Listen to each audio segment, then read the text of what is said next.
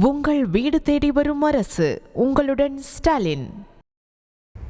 பணி நிரந்தரம் கோரி 10 நாட்களுக்கும் மேலாக போராடி வரும் தூய்மை பணியாளர்களை தமிழக வெற்றிக் கழக தலைவர் விஜய் பனையூருக்கு வர வைத்து சந்தித்து பேசியது பனையூர் பண்ணையார் என்ற விமர்சனத்திற்கு மேலும் வலு சேர்த்துள்ளது.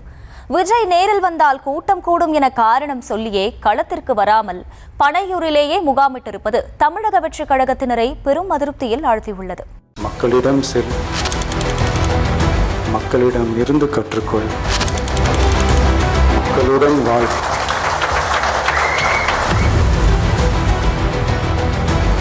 வெள்ள நிவாரணம் கொடுத்தாலும் பனையூர், போராட்டக்காரர்களுக்கு ஆதரவு கொடுத்தாலும் பனையூர் என விஜய் போகிற போக்கை பார்த்தால் தேர்தல் பிரச்சாரம் கூட தொகுதி வாரியாக பனையூருக்குத்தான் வர வைப்பார் போல என்ற கேள்விதான் எழுகிறது.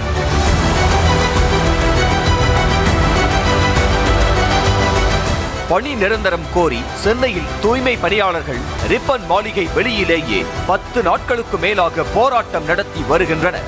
போராட்டம் தொடங்கிய அடுத்த சில நாட்களிலேயே தவேகவின் ஆதவ் அர்ஜுனா, நிர்மல் குமார் ஆகியோர் நேரில் சென்று ஆதரவு கொடுத்த நிலையில் விஜய் போராட்ட களத்திற்கு வருவார் என எதிர்பார்க்கப்பட்டது. திமுக அரசுக்கு எதிராக நாளுக்கு நாள் போராட்டம் தீவிரமாக விஜய் நேரில் வந்து சந்திக்க வேண்டும் என கட்சியினர் பலரும் சமூக வலைத்தளத்தில் பதிவு போட்டனர். ஆனால் விஜயோ போராட்ட களத்திற்கு நேரில் செல்லாமல் வழக்கம் போல் பனையூருக்கே வரவழைத்து சந்தித்து பேசியிருக்கிறார்.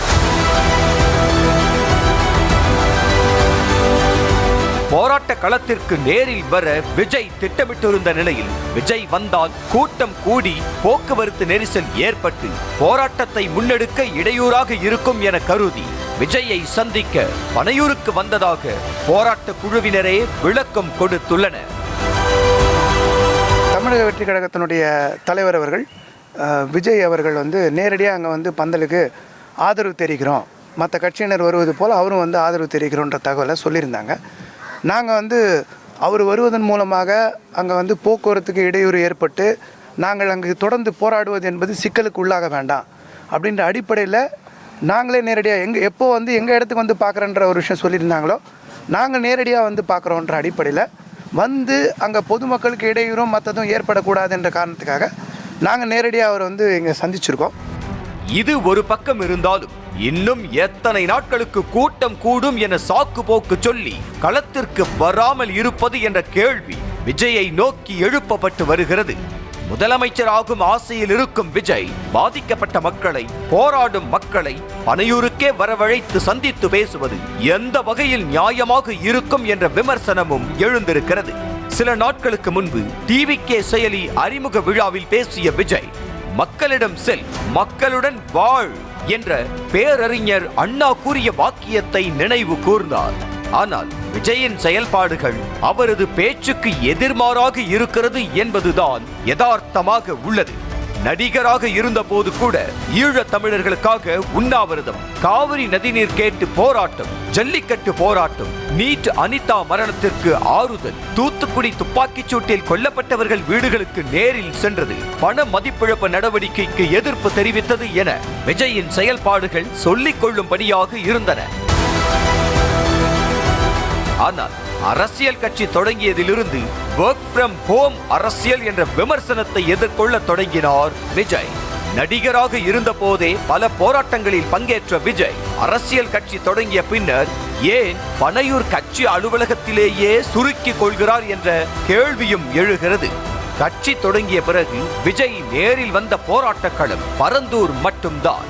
கட்சி துவங்கும் முன்பு நெல்லை, தூத்துக்குடியில் வெள்ளத்தால் பாதிக்கப்பட்ட மக்களை நேரில் சந்தித்து நிவாரணம் வழங்கிய விஜய் கடந்த ஆண்டு சென்னையில் வெள்ளத்தால் பாதிக்கப்பட்ட மக்களை பனையூருக்கு வரவழைத்து நிவாரணம் வழங்கியது விஜய் மீது விமர்சனம் எழ காரணமாக அமைந்தது. தேர்தலுக்கு இன்னும் 8 மாதங்களே இருக்கும் நிலையில் இன்னும் கூட விஜய் களத்திற்கு வராமல் பனையூரிலேயே முகாமிட்டு இருப்பதுதான் தவேகவினரை வேதனையில் உழல வைத்திருக்கிறது. சினிமாவின் உச்சத்தை விட்டுவிட்டு அரசியலுக்கு வருவதாக அறிவித்த விஜயின் அரசியல் செயல்பாடுகள் மீண்டும் மீண்டும் தமிழக வெற்றிக் கழக தொண்டர்களை அதிருப்தியிலேயே ஆழ்த்தி வருகிறது. போலீசாரால் அடித்து கொலை செய்யப்பட்ட திருப்புவனம் அஜித் குமார் வீட்டிற்கு நேரில் சென்ற விஜய் கடந்த 4 ஆண்டுகளில் கஸ்டடி மரணங்களால் பாதிக்கப்பட்ட குடும்பங்களை மேடை ஏற்றி சென்னையில் போராட்டத்தை நடத்தினார். விஜயின் இந்த அணுகுமுறை வரவேற்பை பெற்றது. ஆனால் கவினின் ஆணவ படுகொலைக்கு அப்படியே எதிர்மாறாக அமைதி காத்ததும் பிரச்சனைக்குரியதாக மாறியது. கடந்த மே மாதம் ஷூட்டிங் முடிந்துவிட்டது. இனிமேல் முழுநேர அரசியலில் விஜய் களமிறங்குவார் என தகவல் வெளியானது. தொண்டர்கள் படையும் தயாராக இருந்தது. ஆனால் ஏப்ரல், மே, அடுத்த மாதம் என தள்ளி போய் கடைசியாக செப்டம்பரிலிருந்து சுற்றுப்பயணத்தை தொடங்கவிருப்பதாக செயற்குழுவில் அறிவிக்கப்பட்டது.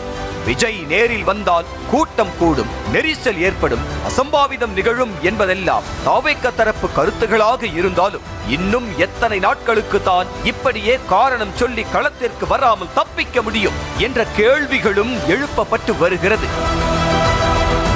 தேர்தல் பிரச்சாரம் செய்யவாவது விஜய் நேரில் வருவாரா, அல்லது அதுவும் தொகுதி வாரியாக பனையூருக்கு வரவழைத்து வாக்கு கேட்பாரா என்ற அளவுக்கு ஆகிவிட்டது விஜய் கட்சியினரின் மனநிலைமை. உங்கள் வீடு தேடி வரும் அரசு. உங்களுடன் ஸ்டாலின்.